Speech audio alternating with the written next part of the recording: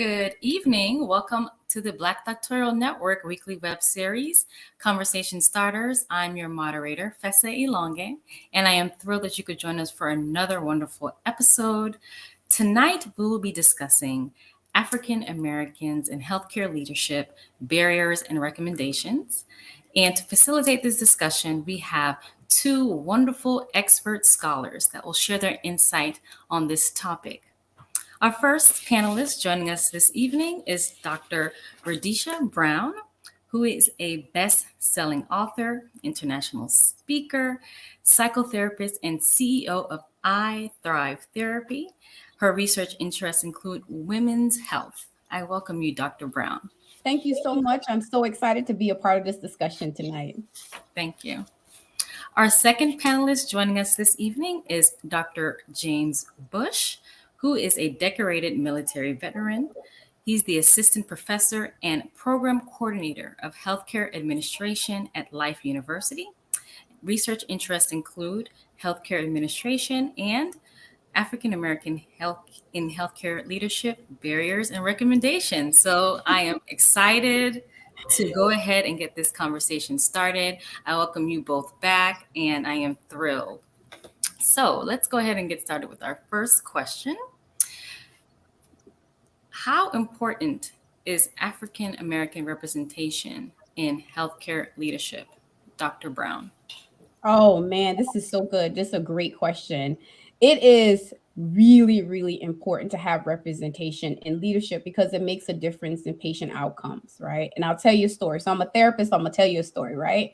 And so I remember I was working in ER. I was a therapist seeing patients that were suicidal, homicidal, doing assessments and determining where they needed to be placed. And so we had a patient come into the ER. He was 49-year-old African male. And so the ER doc asked for a consult because he said, hey, this guy's schizophrenic. He's hearing voices. There's nothing I can do about it. This is your problem, right? That's kind of how they operate sometimes in the ER. So I assessed the patient and determined, he does not have schizophrenia. Schizophrenia doesn't present in the way that's happening to him right now. And so the ER doc, of course, is like, it's my life and this is my world, right? And this is what I say. So luckily I had a contact of a leader in the hospital who was African-American who I could call and consult with. I'm like, hey, this guy really does not have schizophrenia. The ER doc wants to treat him for schizophrenia, which is psychotropic medicine and a whole host of things.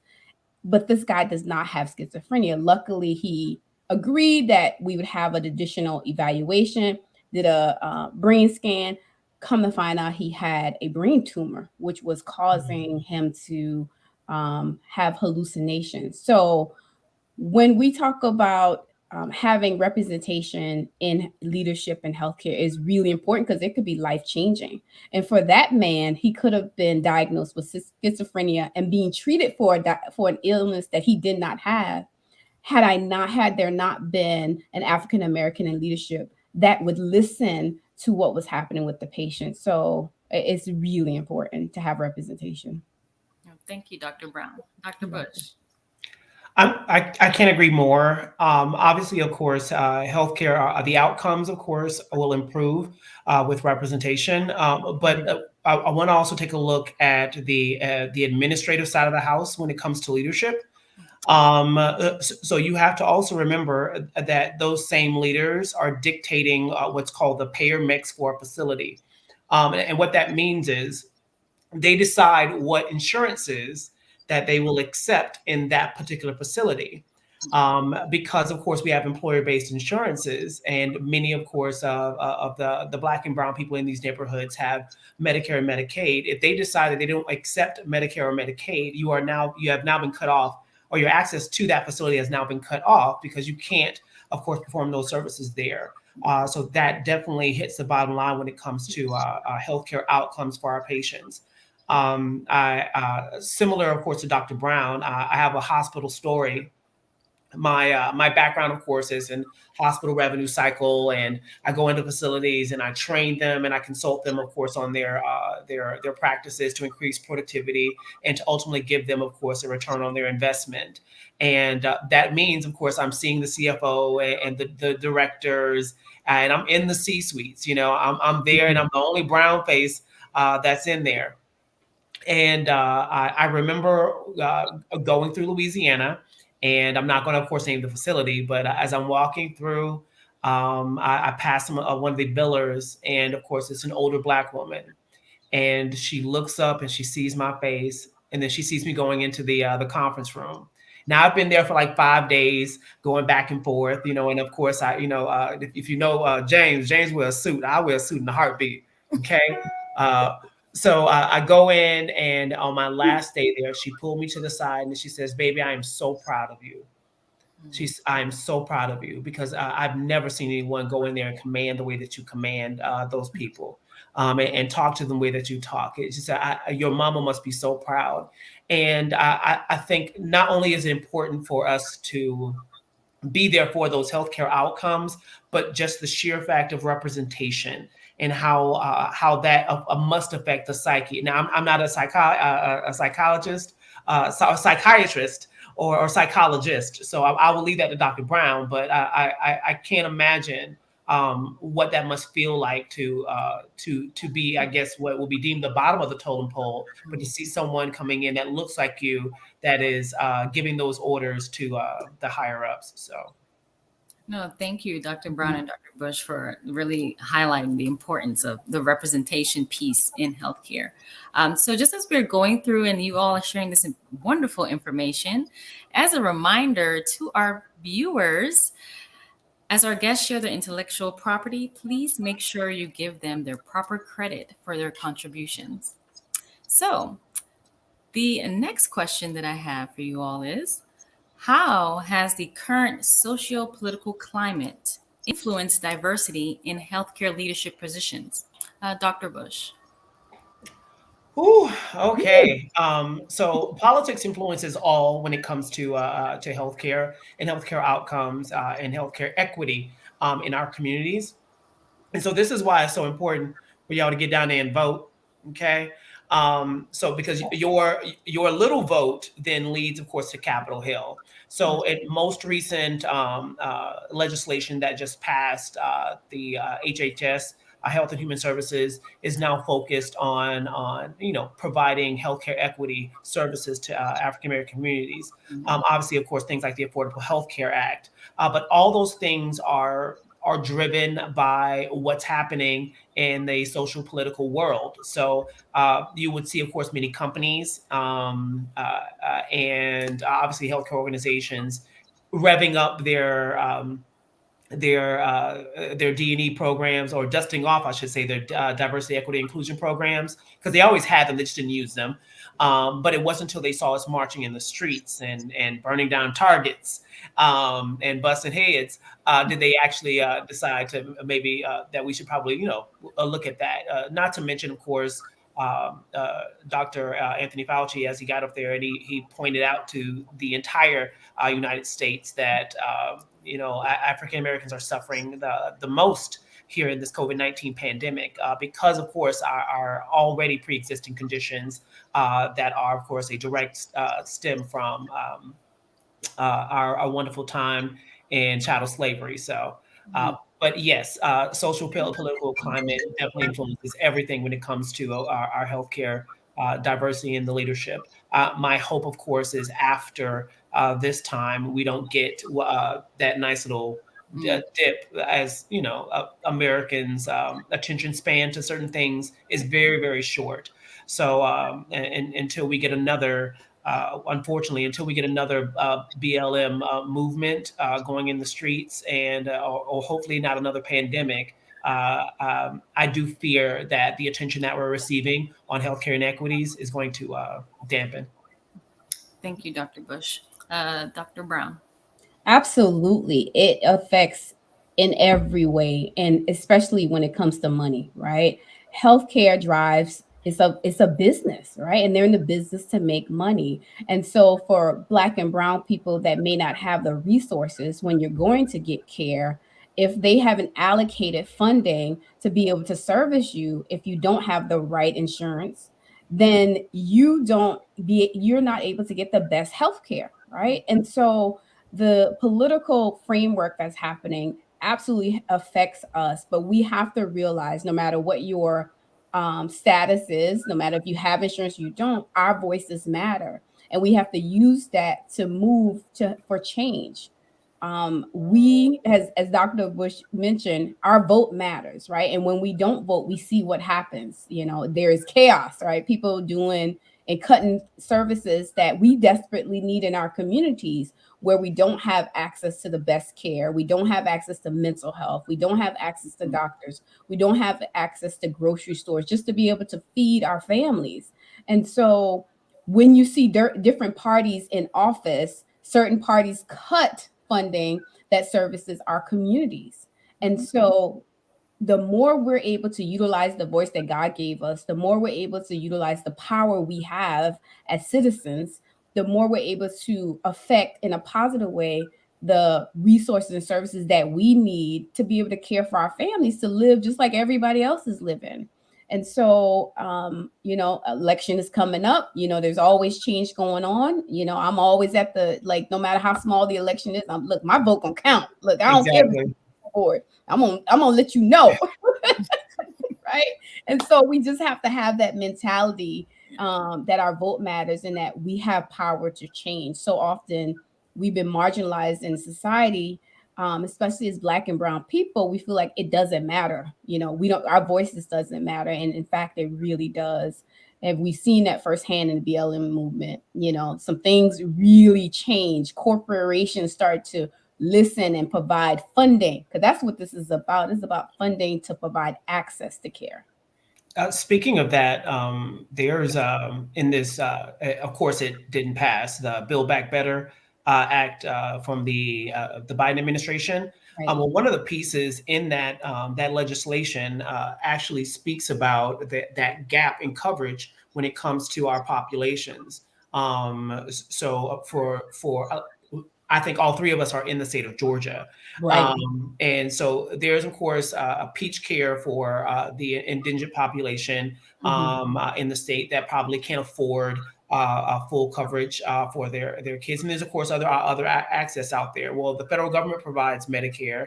And then, of course, the state of Georgia provides something, but you have to meet a certain income for that. And then a large chunk of our people fall in that gap where they're not covered, and you're forced to then go out to the marketplace to, of course, try to get some insurance. Well, that particular bill that's out there that cannot get through, okay, because certain people didn't vote during certain times, that could not get through, would cover that and allow those two, the peach care and the Medicare, to meet and close that gap. That way, you can go and get Big Mama blood pressure checked because it's been a minute. All right. But absolutely, it all boils down to, the social and political climate that we're in.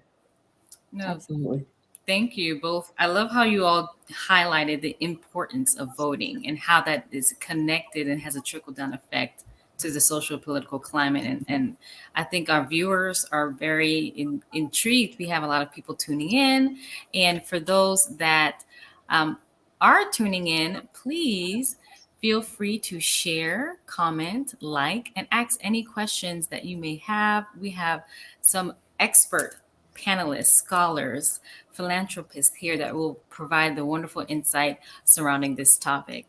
So I believe we do have a question coming in the chat. So from, I think, Charisma00, how do we help persuade healthcare facilities to understand the widespan level diversity among patients to adequately provide care to specific communities? I'm going to give you both an opportunity to answer this. Go ahead and start with Dr. Bush. All right. Well, first of all, Charisma, I like your name. Okay. I'm gonna get me a T-shirt with it. All right. So I I think what would need to happen in this particular instance is partnerships or community partnerships with the facilities. When facilities, and a lot of them, of course, are owned by larger corporations like Wellstars and the Piedmonts. These big names, the Banners, these larger corporations need to, of course, then find partnerships with the local community healthcare organizations. There are tons out there, and through these partnerships, they can reach those diverse levels within the actual community. And then hopefully, of course, through these partnerships, they can see, of course, well, possibly I need to bring on some more diverse individuals. The problem is with that plan initially is that you have to have someone at the top who thinks or has the forethought to go out to the community. And quite frankly, Bob is not going to venture outside of his neighborhood to go to the community where his hospital is located. So that is definitely, I mean, it involves us trying to get our foot or wedge our foot in the door. Dr. Brown and myself are doing the work currently to pry that door open. But once we get there, we have to, of course, remember that we have to, obviously look back at our communities to try to get that information out there. Thank you, Dr. Brown. Absolutely. And Charisma is my sister's name. So, girl, is that you? That's my sister. Listen.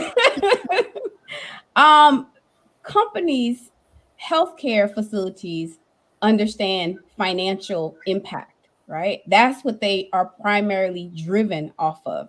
And so they understand when their client, their customer, the people paying them request for certain services. They request for representation. They request for a certain kind of machinery. They request for certain kind of drinks. And if you don't have those things, then I'm going to take my business elsewhere. We often think of healthcare as we don't get a choice, right? When you pay your insurance, when you work real hard on that job, taking all kind of crap you taking, half the time you don't like the people you're working with, you do it partly to be able to provide to your family. You get health insurance. You're not required to go to that particular facility. You get a choice. And so as individuals and as a community, if we make other choices, they listen. Because ultimately, Bob wants to stay in his comfortable community, driving his comfortable house, having his kids in private school. And if you're not utilizing his facility, that impacts him personally. And so as much as we hope people do the right thing just because it's the right thing, like why wouldn't you have a healthcare facility that represents the community, staff that represents the community? People live in comfort. And we are pattern-driven individuals.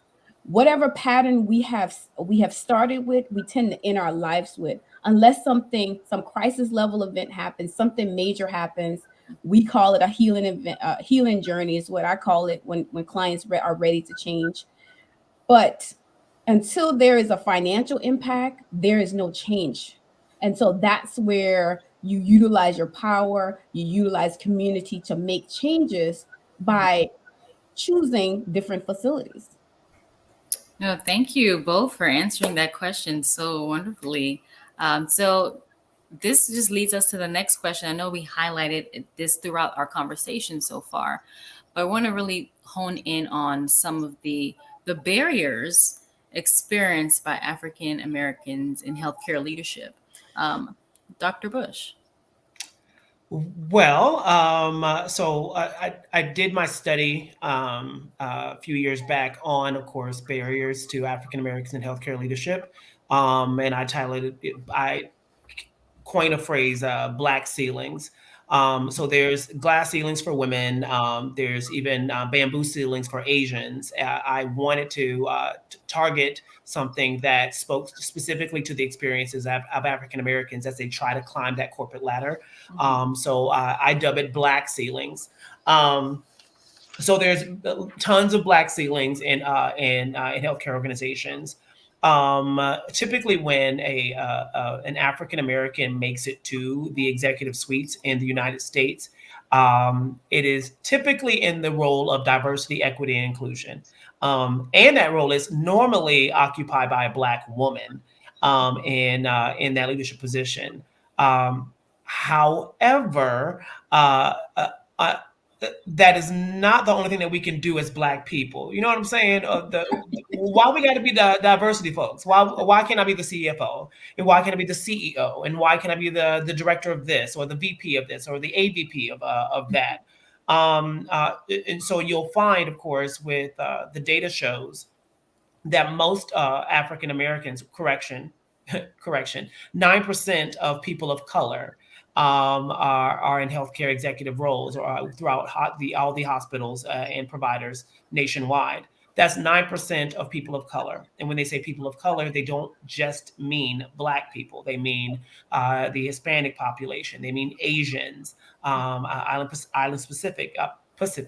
So that it is, if you look at that 9%, that's probably way less than that.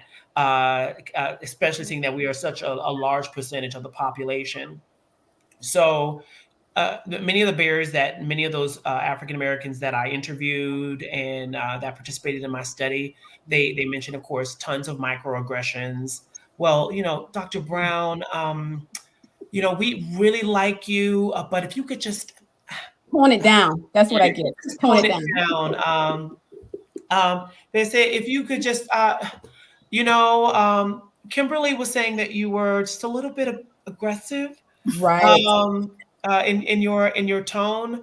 Right. I recall, of course, many of them saying, of course, having to be overqualified for many of the roles and still being passed up. Oh gosh, hair texture came up, of Right. course, your actual demeanor, and quite frankly, even not even being offered certain positions, even though they expressed interest in those particular roles. So many of the barriers were more subtle. They were, for lack of a better term, the good old boy system was in place because as we probably already saw from recent NFL lawsuit where the gentleman, I forget because James don't know nobody football now. I read books, so don't try to come at me chat about football because I don't know the man's name. But I do know, of course, the premise of the story that he applied for a position and was set up to interview for the position. However, it was already filled because he was not a part of that particular circle. Well, the same thing goes, of course, on in the executive suites because Bob and Linda all live in that same country club and their kids go to the same place. They are subject to typically in the healthcare industry or in any corporate setting, they do referrals, internal referrals. Well, you normally refer your friends, right, or the people who are in your social setting or in your network. Well, I'm gonna let you know right now, Katrina ain't in Bob's network. Jamal ain't in Linda's network. They don't go to the country club, and I'll tell you, quite frankly, I don't play golf. So my application would never even be seen because those jobs are already being given to those who they can rub elbows with. So those are some of the barriers that we saw or that I actually collected from those 30 participants during my study. Oh, thank you, Dr. Bush, for your contributions and your wonderful study to really highlight, the reality of the barriers. So thank you for that. Dr. Brown. I think Dr. Bush hit it right on the nose. Listen, all this dark chocolate makes them uncomfortable, right? I don't look like them. I don't talk like them. And so I get excluded from things that they like, things that they're comfortable with. And if you don't fit a specific mold, then you're excluded from even having the opportunity. It's a lot of microaggression. It's, hey, can you just calm it down? If you guys had known, I am on 20 most days, right? It's just my natural personality. And so that's too aggressive. That's too loud. Tone it down. Do this. Only say yes, ma'am. All these things that they have prescribed that I should be as a Black woman. And so listen, God created me a certain way, and all this dark chocolate, and so I'm going to be who I'm going to be. And so you get excluded from things. You get excluded from leadership positions because they want people around that make them comfortable, because I'm used to golfing. I'm used to the country club. I have the same neighbor I've had since I was 4. His daddy know my daddy, who granddaddy. We all, did the same things. And so newness makes them uncomfortable, makes leaders uncomfortable. But the irony in the whole story is diversity makes companies better. We've seen it. It affects finances, it affects ideas, it affects how customers perceive the companies. Diversity works.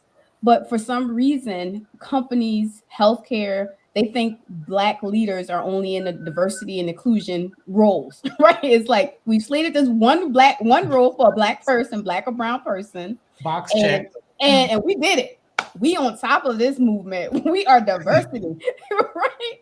And so until we utilize our voice to make changes, they will continue to do so. And if we look at all the major changes throughout our lifetime, having a Black president, right? Getting the right to vote, right? And being able to own property, and to say this is my home, it all required us to move to get out our own comfort levels. The fact is that only a small percentage of healthcare leaders are non-whites. You're talking about 9%. So out of that, as Dr. Bush mentioned, it's probably 2 or 3%, right? If that. And that should make us angry. That should make us angry as Black people, as Black and brown people. And we should utilize our voice to request and demand change. Listen, you running my card just like you running everybody else's card when you sending that invoice for me to pay, to put money in your pocket so you can send your kids to private school, so you can drive your new car, so y'all can take these amazing trips. Then the company, the leader should look like the clients in which you serve, the clients in which how that you utilize for your livelihood.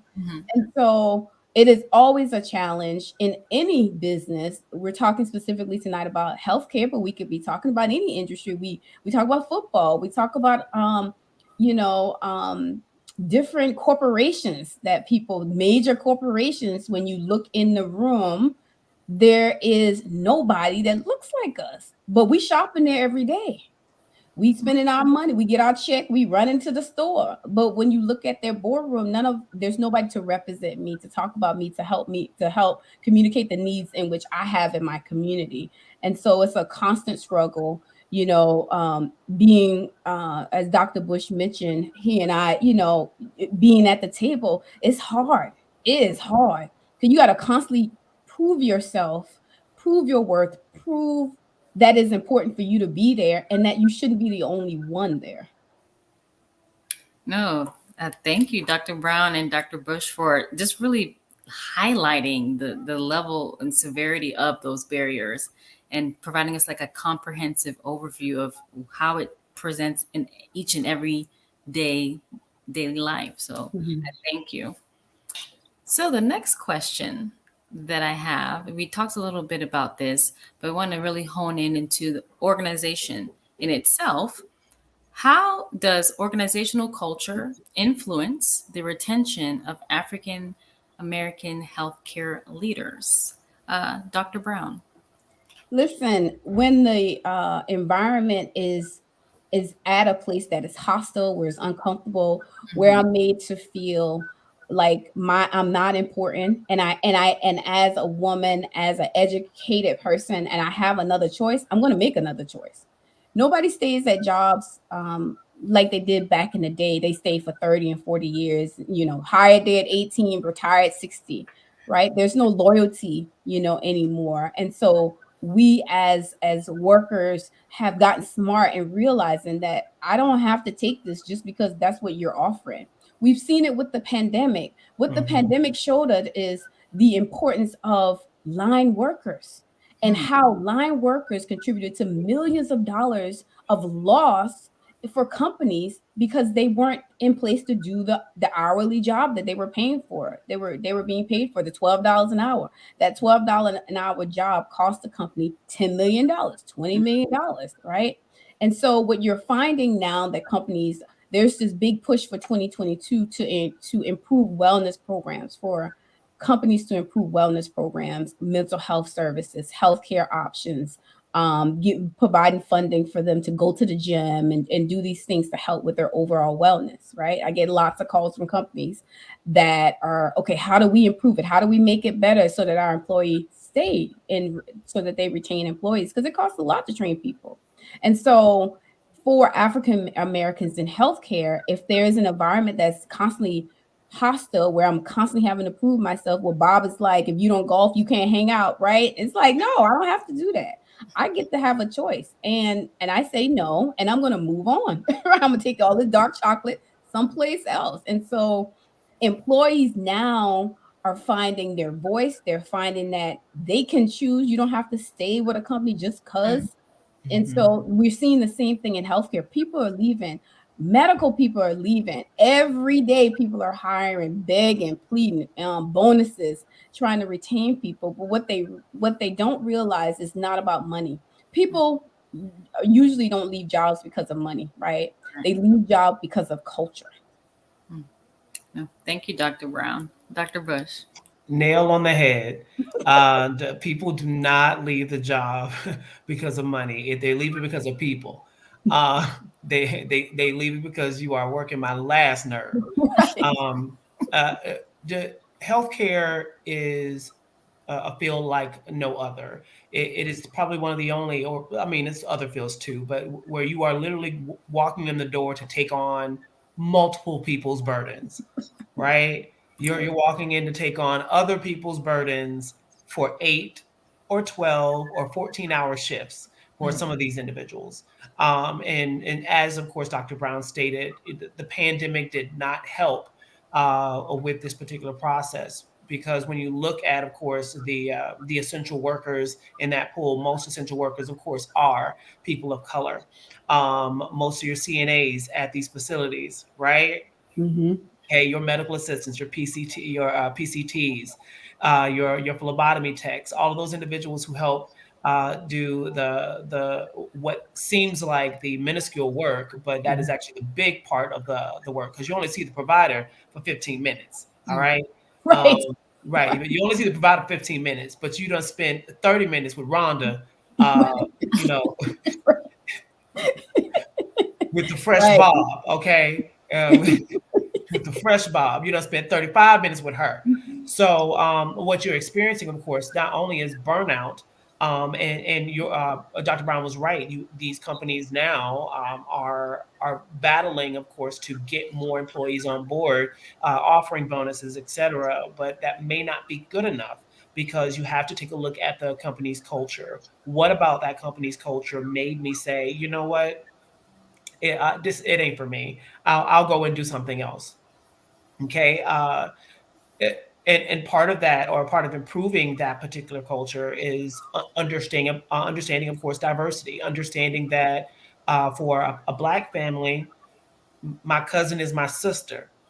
So if Right. my cousin is sick, I'm literally telling you my sister is sick, and therefore I'm telling you that it's my immediate family, right? So the definition for immediate family is different for Black people. Well, you would know that, of course, if you did not have someone who maybe understood us as a culture, or us as a people. So it's simple things like that. It's also maybe incorporating what are called ERGs, employee resource groups. Those are great ways for companies to include medical facilities to create community within the community, right? So if we're just having maybe a Black healthcare workers ERG, then I'll have someone else who I can lean on and say, you know what? Oh my goodness, this new mask that we have now is messing up my skin. You got some lotion? All right. I can't say that, of course, to maybe one of my colleagues who don't, use cocoa butter like we do. So these are important things, and they seem trivial and minuscule, but they actually help improve that environment, because you are spending countless hours of your day, if you're spending up to upwards of 12 hours of your day at work with your colleagues, right? And you sleep 8 hours, how many hours does that leave, of course, for you with your actual family? So that means a big part of your culture needs to be, of course, at least, something that I can deal with so I can hopefully stay for the 30 years, which we're not doing no more. But for at least as long as, of course, for the time being. And lastly, part of that culture is also fostering an environment for growth and for professional growth. Right. Some of these facilities want you to stay a CNA the entire time, right? You're a psych tech and you're going to be a psych tech for the next 20, 30 years. I'm never going to put you on track because, and I know you said you wanted to go to school, and I know you mentioned that particular program was a daytime program, but I'm sorry, I'm going to have you work this 8 to 8 anyway, instead of fostering that environment for you to grow or doing what I need to do as a manager to put you on the night shift so that I know you can go to school in the daytime. So that's also a part of making that influence and making that organizational culture better so we can stay as a people. No, thank you, Dr. Bush and Dr. Brown, for really conceptualizing how organizational culture is important to retention of African Americans. So the next question that I have, because we've talked a lot about the barriers and as we just finished talking about representation and culture, what are effective strategies that leaders can implement to promote diversity, equity, and inclusion in healthcare organizations? Dr. Brown. I think the first thing that leaders need to do is to ask the question. Like, it's not rocket science. Talk to your people, right? It's oftentimes it's like they'll be in the room creating something. We just got to implement this new program and we got to bring in these consultants and all of that. When in fact they need to just talk to the people so they understand that maybe Bob supervisor is running off half the employees because he is aggressive, he's abusive, he's not flexible with his employee, and people are leaving. Like, have a conversation with your employees and take it serious. When an employee brings an issue, take it serious, not just, oh, well, you know how those people are. They always complaining about something, or they always looking for something. Those type conversations that leaders have definitely impact the employee experience. And so when you are constantly having a negative experience and you have another option, guess what? You're going to have another option and you're going to leave. Healthcare is one of the industries where everybody, from the patient care tech to the doctor, to the nurses, to the various therapists, from mental health therapists to the respiratory therapists, everybody is in need and in demand, and there's constantly people asking, begging to employ them. And so, if leaders are smart and they want to create organizations in which employees are happy to stay, that they're not coming in the door and leaving out the back, where if you're staying more than a year, you are the senior person. Right. I get really nervous when I walk into facilities and it's like how the senior person has been there 9 months, right? Because people are churning and burning.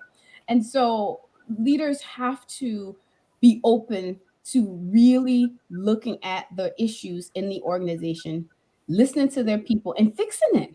Like, okay, if you know you got a bad manager who doesn't like Black people, that's always aggressive, like, deal with that issue. Not like, let's not cover it up, let's not move it around, let's address the issue so that we can move on and do the work that we're here to do in servicing our clients. And so one of the most effective strategies, one is to have the conversation, and two is to take action. Like, we can talk about all kinds of things. We can bring in all kind of consultants. We can bring in all kind of leadership books and implement all these strategies and have more meetings, right? There's always the solution. We need one more meeting, right? And so we need to listen and implement the changes that your employees know what's wrong. They know it because they live in it every day. All you have to do is ask the question and make the changes. Thank you, Dr. Brown. Dr. Bush. Well, there's a couple of things that they can actually do. Again, to piggyback off of Dr. Brown, one, they need to realize that most diversity, equity, inclusion programs fail. They fall flat on their face, and many of them view what they call diversity light. They call it diversity light, and that's because people don't like to do things that they're forced to do, right? If I'm forcing you to do annual HIPAA training and I'm forcing you to do annual cultural sensitivity training, what they're doing at their desk is click, click, click, click, click, click. All right, got my certificate. Ooh, I got 2 Black friends. It's a check of the box. So what they have to do is move away from that format of making it a quarterly, or some places just a yearly checkbox. This also means just not hiring the Black woman as the diversity, equity, inclusion executive. All right, that means going beyond that, and actually listening to her and not sticking her in a corner somewhere, and only pulling her out, of course, during those particular training sessions. They need to incorporate that into their mission. Because when you add diversity in your mission statement, that means it's something that you need to strive for every single year. If it's a part of the mission, if it's a part of the goals, that will influence the entire culture of the organization. Every organization has a mission statement that includes hospitals, clinics, on down. They all have mission statements. And that mission guides the organization in decision making. So if you incorporate diversity in that mission, it will of course drive the actual organization. The next thing they also need to do in that particular plan is make pathways to promotions. Pathways to promotions. For instance, I'm working with a facility here in the Metro Atlanta area, and they are working with a local community college. And I literally just got finished designing a curriculum that will transition their CNAs over into certified medical assistants.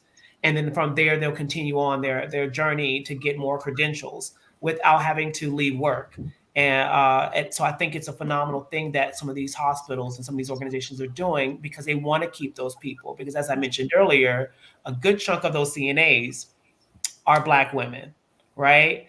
I mean, this is a fact, people of color. And so do I tell her that she needs to leave the hospital to then go to school, when I know we have the resources to make it happen here? So make pathways for promotions, and not just, of course, for the lower level. I mean, of course, even upwards. Set up, if I know that Dr. Brown wants to move over from the clinical side of the house to the admin side of the house, set up some mentoring with her, so she can learn about how the facilities run on the back end, not just, of course, the front end. Right.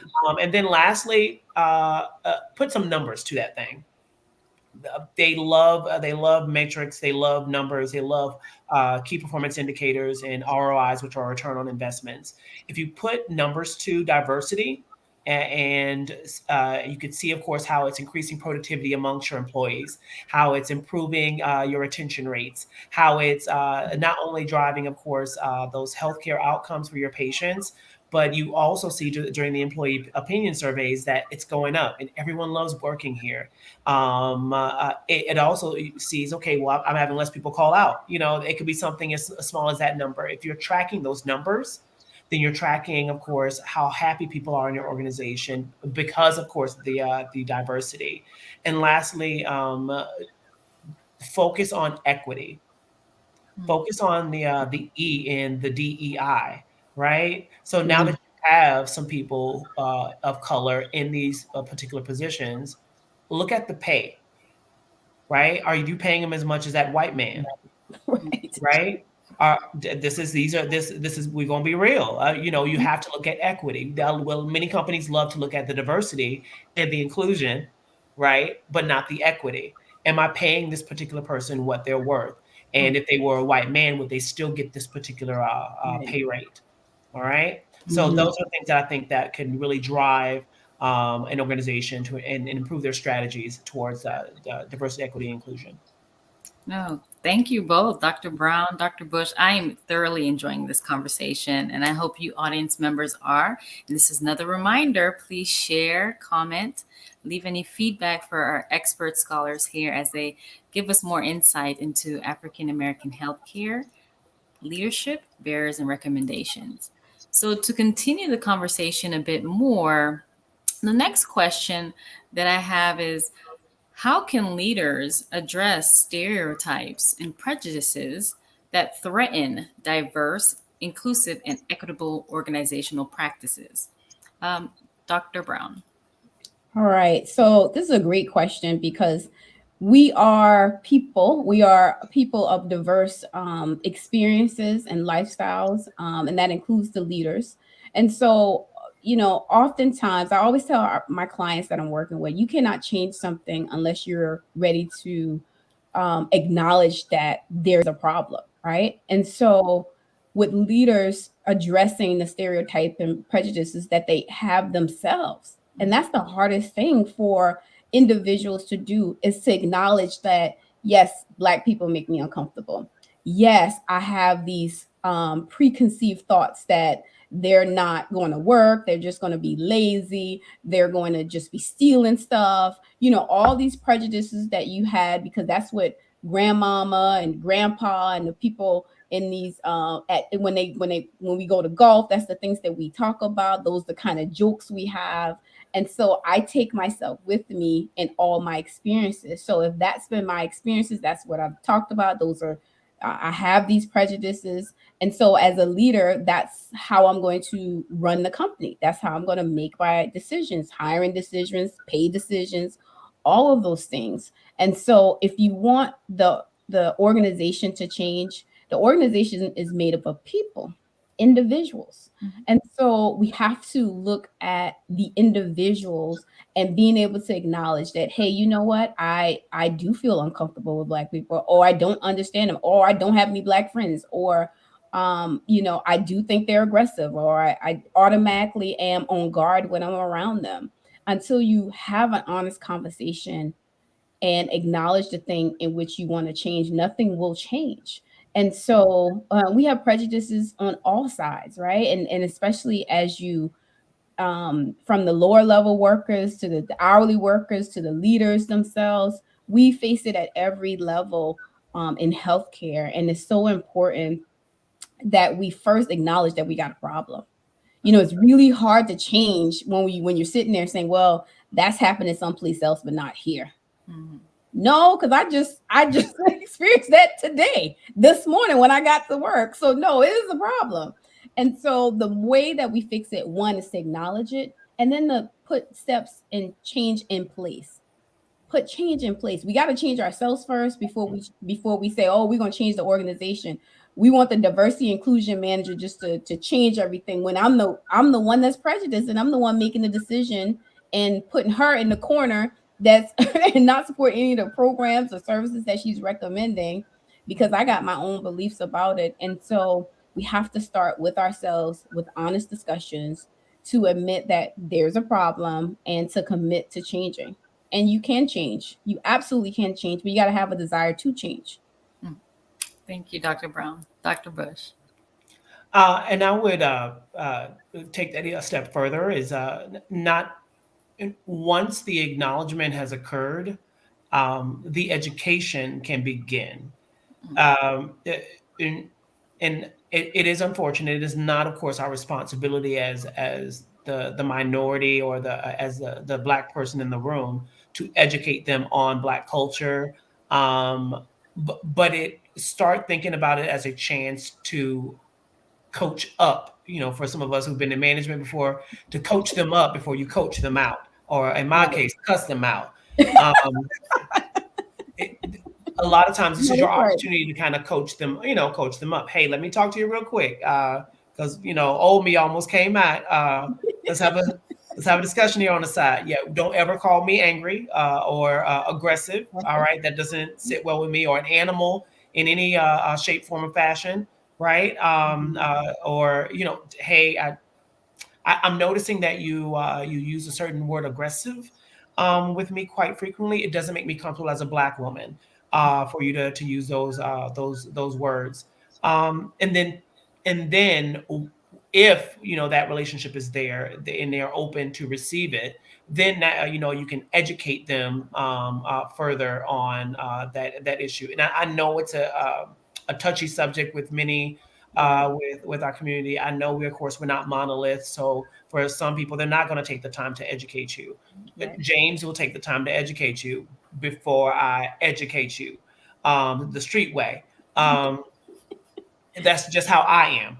But because like you two, of course, I'm a scholar, so I want to understand your thought process first. Mhm. And I'm like, okay, what are you thinking? All right, well, that's stupid.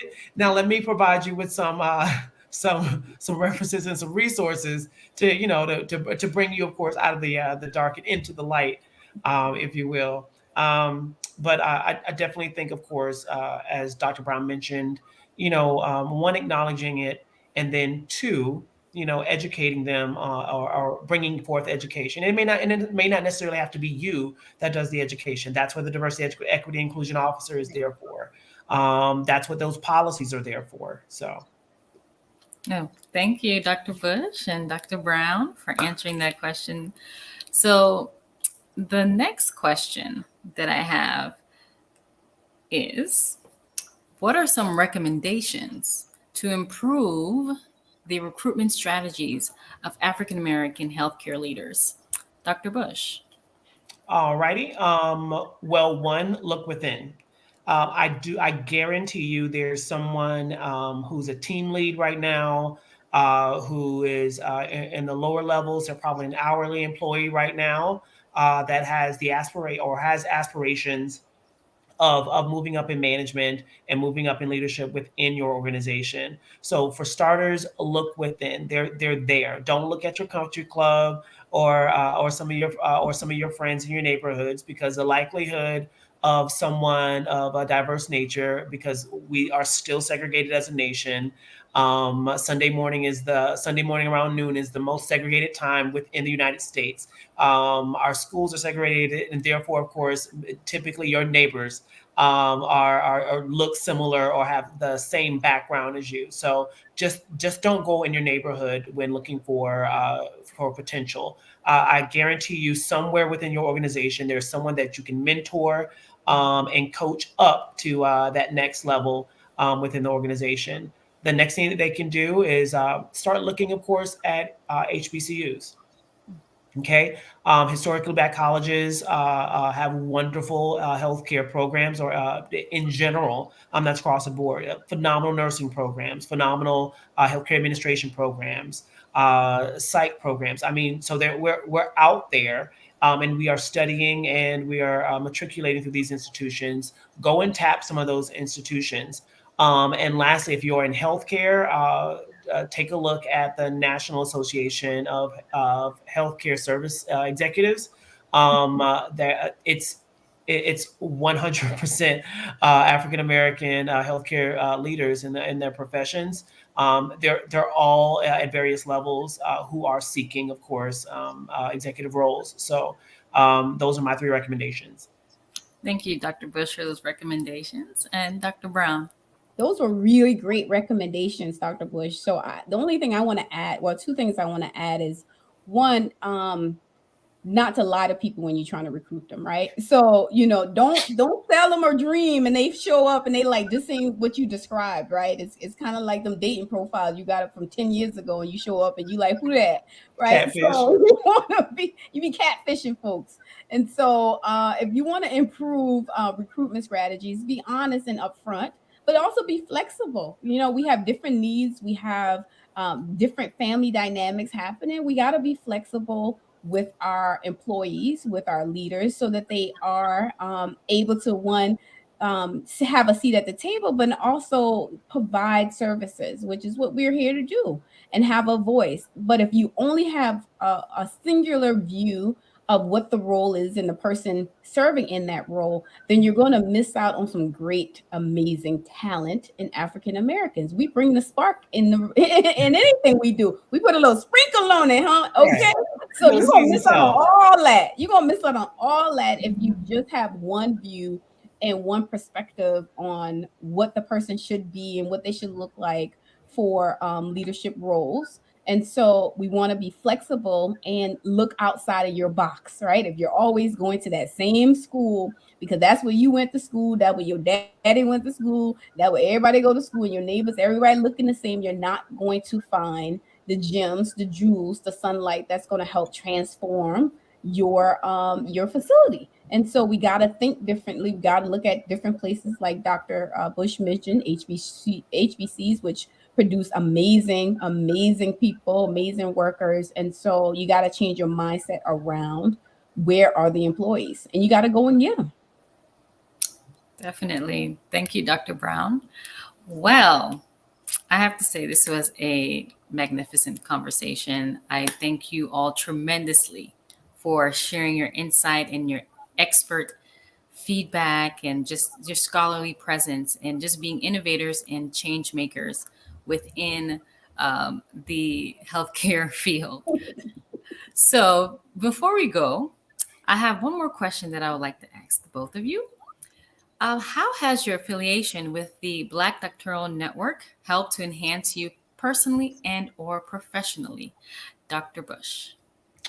I will say, of course, it has truly helped to make sure that the research that you've done to get to whatever academic level that you are at currently, it helps give you a platform. There's no need, of course, for you to have set in class all those hours and or days and wrote countless pages for that research not to get out. So platforms like the Doctoral Network help us, of course, not only exchange ideas that will move our people forward. It definitely, of course, also gives us a platform to present to the world our, of course, research so that we can, of course, be a better people.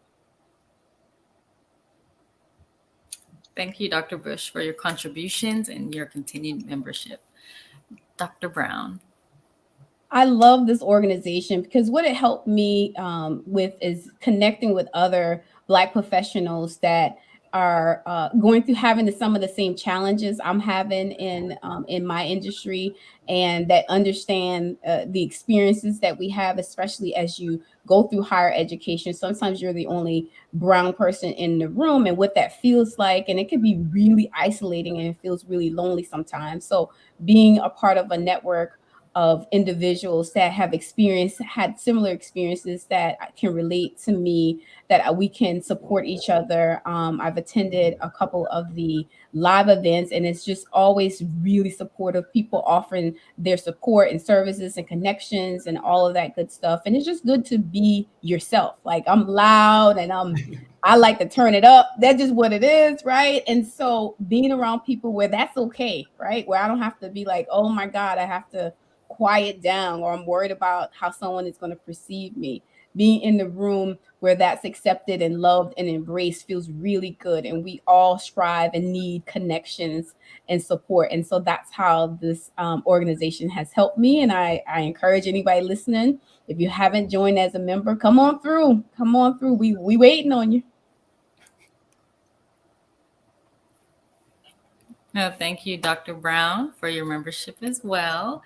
Well, this concludes this segment of the Black Doctoral Network, African Americans in Healthcare Leadership, Barriers and Recommendations. But before we go, I wanted you all to have an opportunity to provide your contact information for the audience members in case they wanted to have more discussions with you. Dr. Brown. All right. So come on over and chat with me. Say hi over at my website, drradisha.com, and that's DRRADISHA.com, or over at Instagram at Dr. Radisha Brown. That's DRRADISHA Brown, like the color. And so we have a good time, and I love hearing and connecting with others. And so every matter of fact, tonight, every Thursday night, I have a live video podcast. It's called Hello Healing. It's a podcast for Black women. We talk about everything from orgasms to dating, right? And everything in between.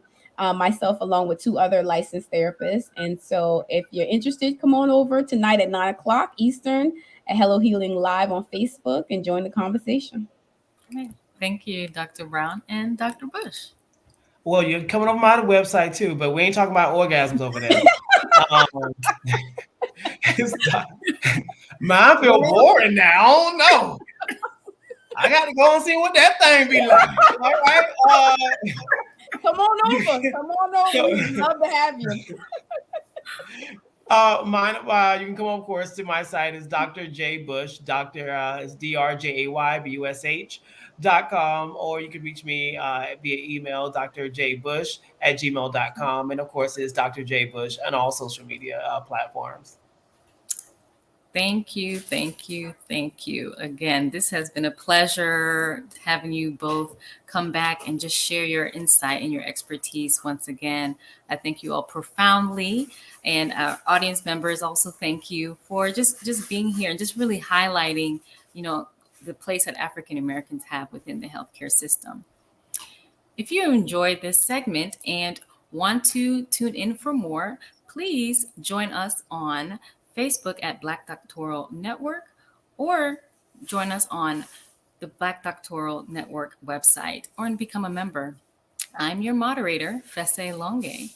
Have a good evening.